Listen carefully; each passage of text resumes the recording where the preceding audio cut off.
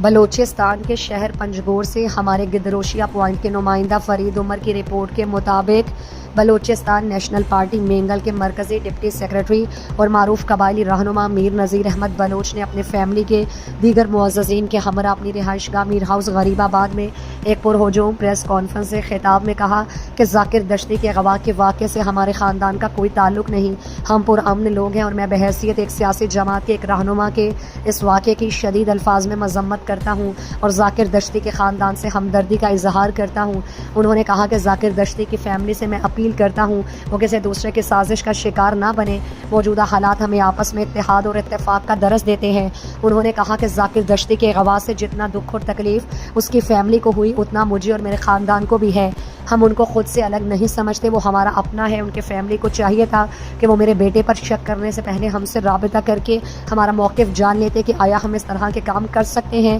انہوں نے کہا کہ FIR کے باوجود میں ان سے کہتا ہوں کہ میرا ان کے ساتھ کوئی عناد اور مسئلہ نہیں اور میں راجی راہشون سردار عطا اللہ مینگل اور اس کے فرزند سردار اختر جان مینگل کے ایک ادنا ورکر کی حیثیت سے میں ہر بلوچ کی عزت کرتا ہوں، کیونکہ ہماری جماعت کا محور بلوچ کو آپس میں جوڑنا ہے، توڑنا نہیں۔ اور ذاکر دشتی اور اس کا فیملی بھی میرے لیے قابل احترام ہے اور میں آج کے اس پریس کانفرنس کے توسط سے ذاکر دشتی کے واقعے سے لا تعلقی کا اظہار کرتا ہوں اور ان سے اپیل بھی کرتا ہوں کہ وہ کسی تیسرے کی سازش کا شکار نہ بنے اور میرے بیٹے پر جو الزام ہے اس کے لیے ذاکر دشتی کے فیملی کے ساتھ ہر فورم پر بیٹھنے کے لیے تیار ہوں۔